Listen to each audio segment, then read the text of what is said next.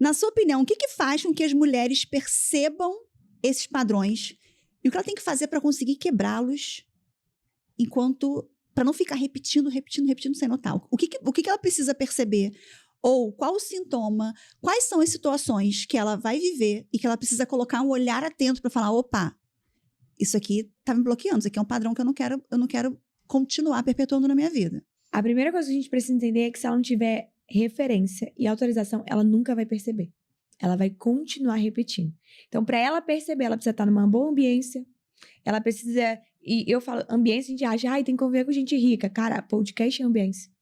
Gente que você segue em ambiência. Não há ambiência, inclusive, mais poderosa do que a ambiência digital. Porque nós não somos mais a soma de 5 pessoas que a gente convive. Nós somos a soma de 5 pessoas que a gente mais assiste.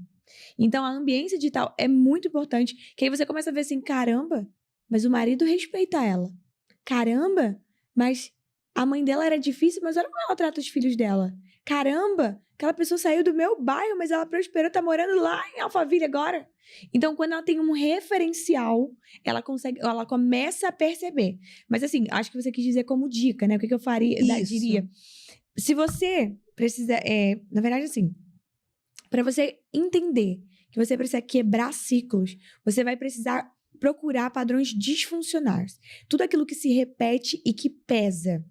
Tudo aquilo que se repete, que pesa e que aumenta a disfuncionalidade. Então, por exemplo, vamos supor que o grito dos seus filhos, além de ele já ser uma problemática de você não gostou de viver isso lá na infância, e você tá repetindo agora, você se sente incomodada, mas você continua fazendo, é porque você não compreendeu que o grito pode fazer como aquela pessoa, pode fazer com que sua filha comece a internalizar tanto e comer para se silenciar, pode fazer com que ela se revolte, daqui a pouco vire uma inimiga dentro da sua própria casa.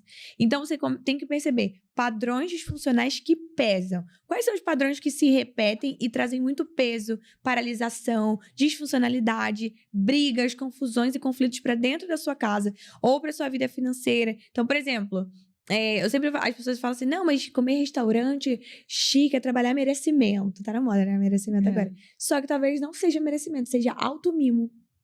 Você vai ficar como... Você sabe aquela criança mimada, enjoada de 4 anos, que joga no chão, que os pais dão tudo. Eu fiz um post sobre isso anteontem. Você acredita que aquela criança ninguém quer conviver? Mas muitas vezes nós nos tratamos como aquelas crianças.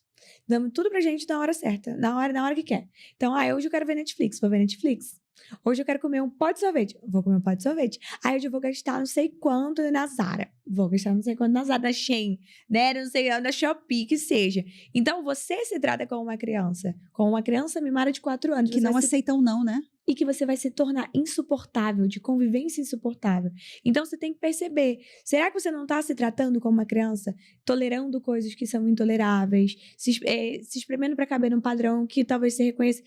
Acho que a maior dica que eu posso dar para você que tá repetindo padrões sua vida tá muito parecida com a dos seus pais? Alerta.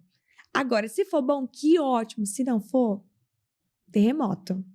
Entendeu? É um alertão para você entender que, caramba, eu tô com a mesma vida financeira que a minha mãe, o mesmo casamento que a minha mãe, eu tô com um cara muito parecido com meu pai, aquilo que a gente já falou, né? Eu tô com filhos problemáticos iguais.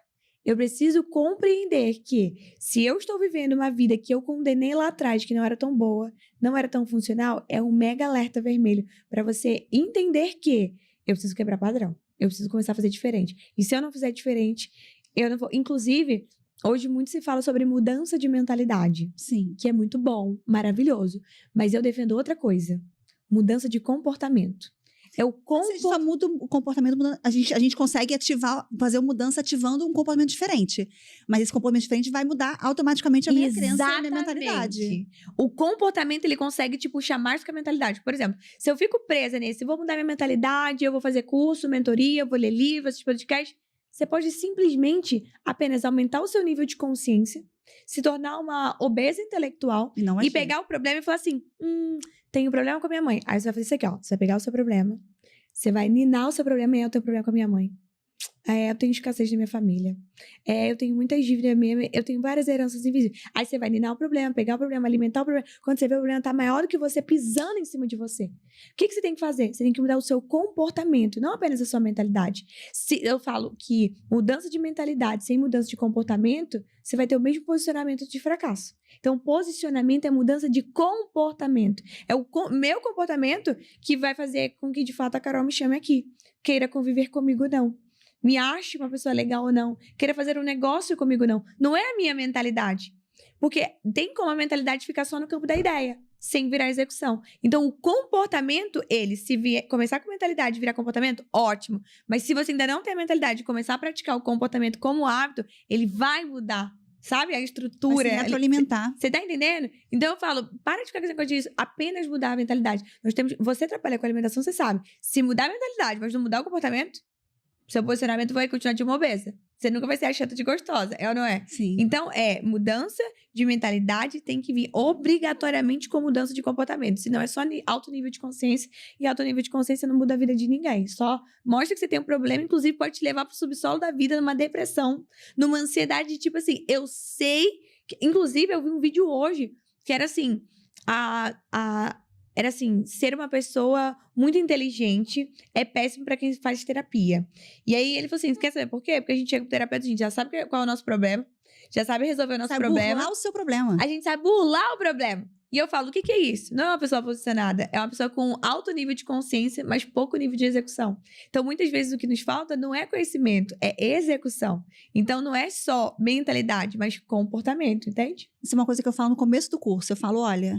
Nosso curso tem 8 módulos. Não vai adiantar nada você assistir todas as aulas dos 8 módulos e não entrar em ação em nada que eu mando. Porque se a Joana assistir 3 módulos e fizer os exercícios dos 3 módulos, ela vai ter mais resultado do que você que assistiu o curso inteiro. É verdade. Então, não existe resultado sem você mudar o comportamento. Exatamente. E é muito mais fácil você... mudar muitas vezes, quebrar algumas crenças, alguns padrões ou algumas heranças invisíveis, ativando um novo comportamento. O exemplo que eu gosto de dar é ensinar uma criança a amarrar o sapato. Né? Minha filha tem 4 anos e já sabe amarrar sapato. Existem 2 caminhos para mudar comportamento. Ou entendendo quais são as heranças invisíveis, quebrando e estimulando a ação, ou ativação comportamental. Então, o exemplo que eu gosto muito de dar da ativação comportamental é eu tenho uma criança que não sabe amarrar o sapato. Eu posso falar do lado dela, vai, você consegue, vai, pega ali, faz ali. Ou posso pegar a mão dela e fazer com que ela amarre. Pronto, ela já passou a acreditar que ela consegue amarrar. Exatamente. Eu não preciso ficar ali, vai, você consegue, vai. Então, a ação, o comportamento de amarrar o sapato, automaticamente já mudou a mentalidade dela de que ela consegue, o sentimento de capacidade. Ela se sente autorizada. Ela antes não tinha referencial, não tinha autorização. Ela não sabia se ela era capaz. A partir do momento que ela viu que consegue, que alguém pegou, ela já se sentiu autorizada para tentar de novo. Foi assim que eu ensinei minha filha. Eu ensinei uma única vez. Exatamente. Quando você fala desse exemplo, você pode falar, olha, eu conheci uma mulher, ela fez exatamente. Uma única vez, eu ainda falei assim, meu Deus do céu. Uma única vez, um cadarço bem grande estava incomodando ela. Eu falei, filha, você tem que aprender a amarrar cadarço, já tem 4 anos. Quando você for na tia do Kid, você for no brinquedo, você já tem que ajudar ela, já se amarrar e amarrar o sapato. Falei, ó, é assim, faz a orelha do coelhinho, depois dá a volta na orelha, puxa por baixo, não sei o quê. Aí ela fez. Não tô brincando, ela se sentiu tão autorizada, ela ficou tentando, acho que ela tentou umas 15 vezes, acho que ela deu até um hiperfoco nela, sabe? Uhum. Ela tentou umas 15, ela simplesmente chegou assim, mãe, eu consegui. Aí eu falei, não, aí eu, deixa eu ver, desamarra pra eu ver de novo. E ela tinha conseguido, eu falei, meu Deus, em um dia. Você vê como a ativação comportamental, a referência, a autorização, faz com que a gente mude realmente os nossos comportamentos e, consequentemente, os nossos resultados. Exatamente, perfeito.